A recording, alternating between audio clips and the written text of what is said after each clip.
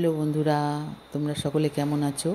আশা করি ভালো আছো। আমি রুমা, আমার চ্যানেলে তোমাদেরকে স্বাগত।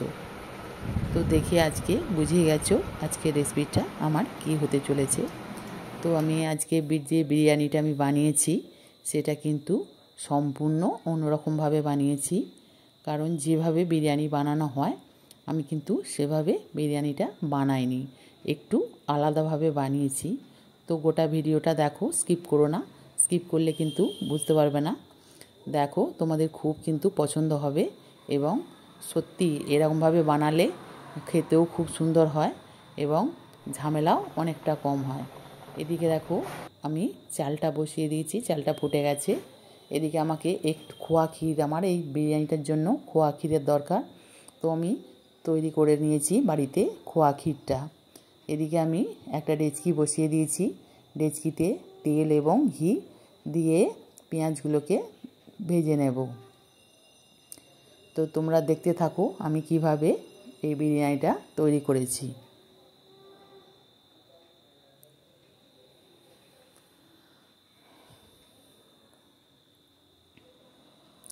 দেখো, পেঁয়াজগুলো ভেজে নেওয়ার পর আমি কিন্তু কোনো মশলা দিইনি, এতে আমি জল ঢেলে দিয়েছি। দেখো, জল দেওয়ার পর আমি এখানে 2 চামচ মতো নুন দিয়ে দিয়েছি এবং 2 চামচ হলুদ দিয়ে দিলাম এবং কাশ্মীরি লঙ্কার গুঁড়ো দিয়ে দিলাম। এখানে কিন্তু আমি কোনো ধনে জিরে ব্যবহার করিনি।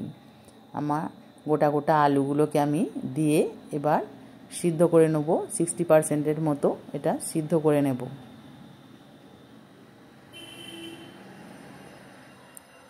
খুব অল্প মশলাতেই এই বিরিয়ানিটা দেখো আমার হয়ে গেছে। দেখো 60% সিদ্ধ হয়ে গেছে। এবার আমি চিকেনগুলো দিয়ে দেব। আমি কিন্তু চিকেনটা ম্যারিনেটও করে রাখিনি, প্লেনভাবে রেখে দিয়েছিলাম। দেখো, এতেই কিন্তু রান্নাটা দুর্দান্ত হবে। আলুগুলো আমার 60% সেদ্ধ হয়ে গেছিলো। এবার চিকেনের সঙ্গে আরও কিছুটা সেদ্ধ হয়ে যাবে।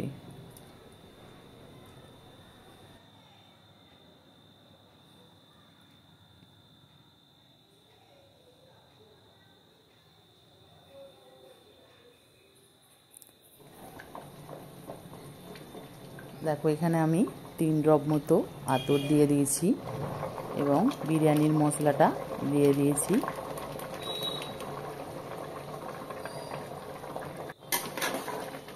আর কিছুক্ষণ ফোটার পর এটাকে আমি নামিয়ে নেব।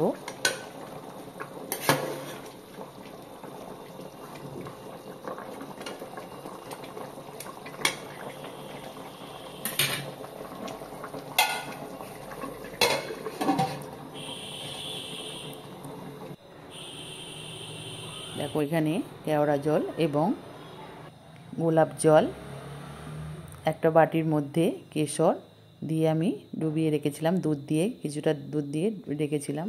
যে খোয়া ক্ষীরটা আমি তৈরি করেছিলাম সেটাই প্রথমে দিয়ে দিলাম। দিয়ে আমি ভাতগুলোকে উপর থেকে সাজিয়ে দিচ্ছি। আমি কিন্তু এখানে লেয়ার বাই লেয়ার ভাত কিন্তু আমি সাজাইনি। এখানে দেখো, আমার নিচে মাংসটা ছিল, তার উপরেই আমি সাজিয়ে দিয়েছি ভাতটাকে। আমি খালি খোয়া ক্ষীরটাকে লেয়ার বাই লেয়ার করেছিলাম। তোমরাও অবশ্যই একবার বানিয়ে খাবে এইভাবে, দেখবে সত্যি খুব সুন্দর খেতে হয়। দেখো, আবার ওপর থেকে খোয়া ক্ষীরটা দিয়ে দিলাম। এবার যে কেশর, গোলাপ জল এবং কেওড়া জলটা ছিল সেটাকেই আমি এখানে ঢেলে দিলাম।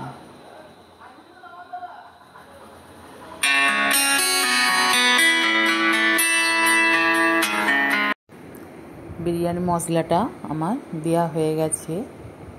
এবার আমি ঢাকা দিয়ে দেব।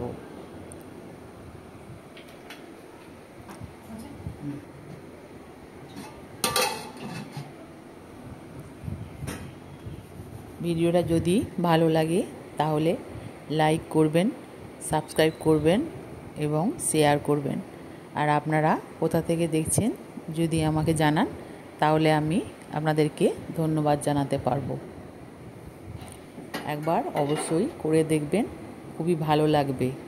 তো একটা আমি তাওয়া বসিয়ে দিয়েছি, এটা 10 মিনিট দমে দিতে হবে এবং 20 মিনিট মতো এটাকে লো ফ্লেমে করতে হবে। তো আমার হয়ে গেছে, এবার আমি ছুরি দিয়ে কেটে ফেলছি। তো খুলে আপনাদেরকে আমি দেখাচ্ছি কীরকম হয়েছে। দেখুন কেমন সুন্দর হয়েছে। এইভাবে একবার অবশ্যই আপনারা করবেন। একবারে সুন্দর এবং ঝরঝরে মতো হয়েছে।